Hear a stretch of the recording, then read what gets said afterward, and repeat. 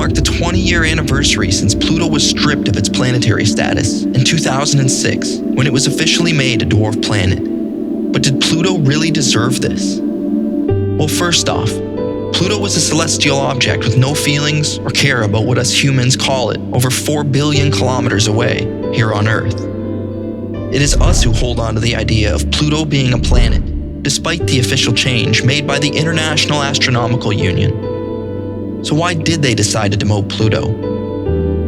It all comes down to the fact that more and more objects were being discovered that were in the same region as Pluto, known as Kuiper Belt objects. And some of these objects were even similar in size to Pluto, such as Eris and others.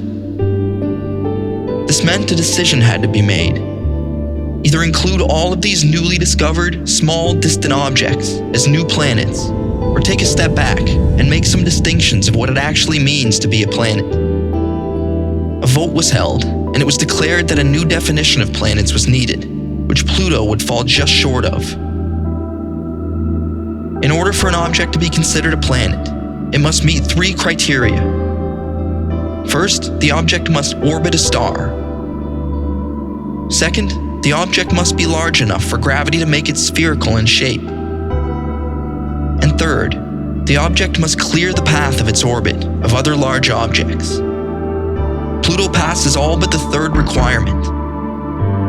The Kuiper Belt, where Pluto orbits, is filled with many objects that cross paths with Pluto, and some of them could be large enough to destroy Pluto entirely.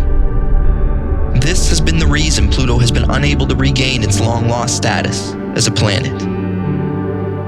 When you really step back and compare the 8 major planets to the 5 official dwarf planets, along with the many unofficial dwarf planets, it quickly becomes clear that Pluto has much more in common with its dwarf planet family than it ever did with the major planets.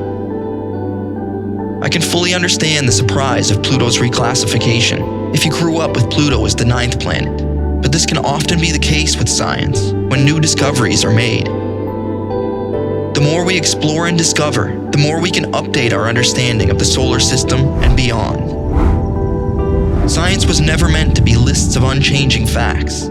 It is a pursuit of understanding the world around us, even if it goes against our previous beliefs. To this day, I still receive comments on my videos about the planets in our solar system asking, "Where's Pluto?" So I would truly love to know, what is it about Pluto that still resonates so strongly with people, even though it was reclassified 20 years ago?